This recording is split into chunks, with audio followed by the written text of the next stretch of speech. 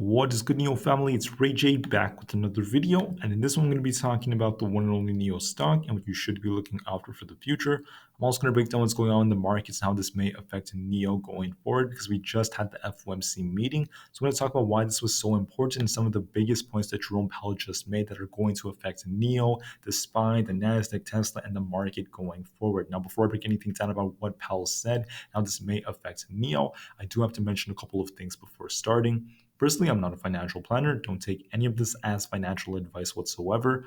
And also, if you guys can, please smash the like button if you want to see more videos like this. Not only benefits me, but the entire NIO community as a whole. And the last thing is, if you guys can, please check out the Webull link down below in the description. If you sign up for Webull, the link down below, and deposit any amount of money into the account, you're guaranteed up to 12 free stocks, each worth up to $2,000. And the best part is, any of these 12 free stocks can be a free NIO share, a free Tesla share, or a mix of all of them. It's a limited time offer. The offer ends in a week. With that out of the way, let's get on with the video. Looking at the markets, we're seeing red all over the place, whether it's like Meta, SPY, NASDAQ, AMD, Tesla, NIO.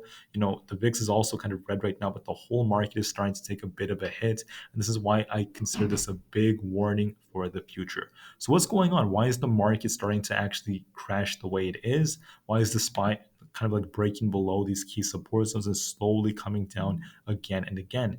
The answer is the comments that Jerome Powell made in the FOMC meeting. So going back to the meeting, what happened? The market is not fully priced in 75 basis points for December, and many people are speculating that Powell might announce, 50 basis points for December and a bit of a slowdown. Now, I mentioned in my previous video that Powell is going to cause us to go in either direction. Either we push up or we start coming down. All right. And I thought that maybe it's a little bit more likely he would try to push us up because of midterm elections. This is what tends to happen during the years. But Powell did something different.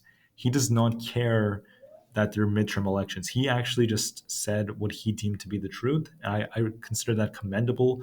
And unfortunately, the truth hurts, guys, when you actually hear what he said. So what did he say?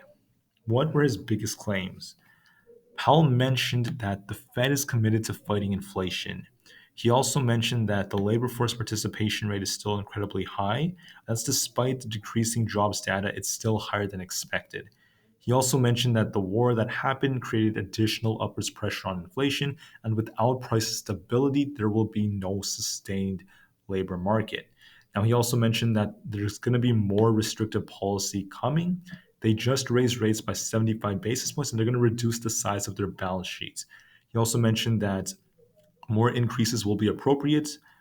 He mentioned other things about how demand is going to be affected by, it's going to affect housing a lot slower than other things out there, but there's still a lot of uncertainty about income levels and things like that. He also mentioned the fact that there is uncertainty about the federal funds rate being higher than expected, but forceful steps are still needed to moderate demand.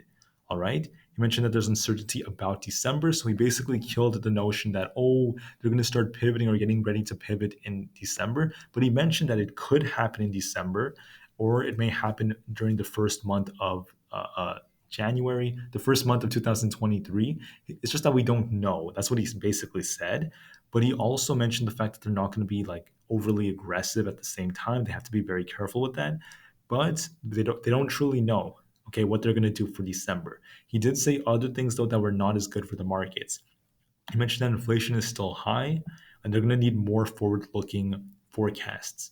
He mentioned that inflation is like a stationary object that moves very gradually, and also that the Fed has been pretty aggressive, but they're going to be using their tools forcefully and thoughtfully. So that's very important. That's some hawkish language that he was using. He mentioned that there is a lack of data about very high inflation because this is a very unique circumstance. But this is when he started to say they may change their target rates to higher than September levels, but it isn't certain. So, I mean, that's kind of like causing fear in the markets. The fact that they may become even more hawkish, they may cause the rates to go even higher than expected. Once again, the market does not like that. They also mentioned that they don't want to over tighten on policy, but once again, killing the talks about the pivot and things like that. He mentioned that it's premature to think of pausing on rate hikes. He also mentioned that the labor market is strong. And also, he made a funny comment about how nobody knows that there will be a recession. I found that pretty comical. But the bottom line is, guys, I mean, the market is starting to downtrend. SPY is now at the 375 support zone, so actually breaking below that. It's not looking the best at the time of recording this. We're just a few minutes before the market closes. Tesla is at 215. That's another critical support zone. Break past that, then 211 is possible. The whole market is starting to come down, and this did start to drag NIO down. However, NIO is holding up a little bit better than how it was in the past. And that could be an indicator that NIO did find its bottom like in this $8 range. I don't really know if NIO is going to drop much lower than that. But the thing is, considering the fact that the market could continue to come down, despite the strength NIO is showing, this is kind of starting to look like a distribution schematic, and NIO might come and retest 9.28, guys. So watch that level very carefully. Could we bounce tomorrow? Sure, it's a possibility, but I wouldn't count on it because right now the market's uncertain. I mean, Powell came out, he gave us some aggressive language, but at the same time, he did try to avoid lots of questions. He wasn't like super blunt about everything. But once again, I mean, he mentioned possibilities of them becoming more aggressive. So that's not the best of signs for the markets, and this is causing the market to reverse. You could see how this had a big effect on NIO.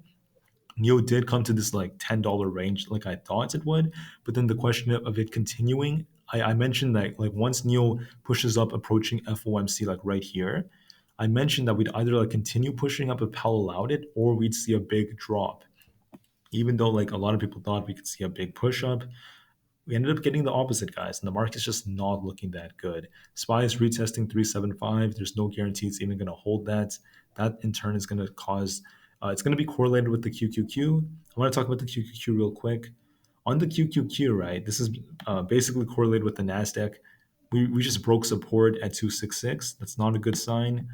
On the 2 hour, let's see if this works. On the 2 hour, we have a big gap, guys. Big gap on the QQQ to this like 261 level. If this thing breaks, in my opinion, below 265, we have potential to fill this gap, which is going to bring down the tech stocks, which is going to bring down Tesla, a lot of companies, and maybe NIO could follow. I just don't think NIO is going to crash as hard. I don't think NIO is going to crash to like $8, $7, $6, but I do think NIO is going to retest the low nines and maybe $9 flat in the future. So be ready, guys. It's unfortunate, but this is what happens in the markets. As investors, we see these as buying opportunities. And for the long term, it is still a good opportunity to buy in. And also notes that this is something that's going to be temporary. The remainder of the year may have lots of like shakeouts here and there. But for the long term, I'm still very bullish on NIO. I'm still bullish on the markets, the American markets, on Tesla and all these companies. And I still believe NIO will prevail. It just needs time. Anyways, thank you for listening. Have a great rest of the day, and I'll see you guys in the next one.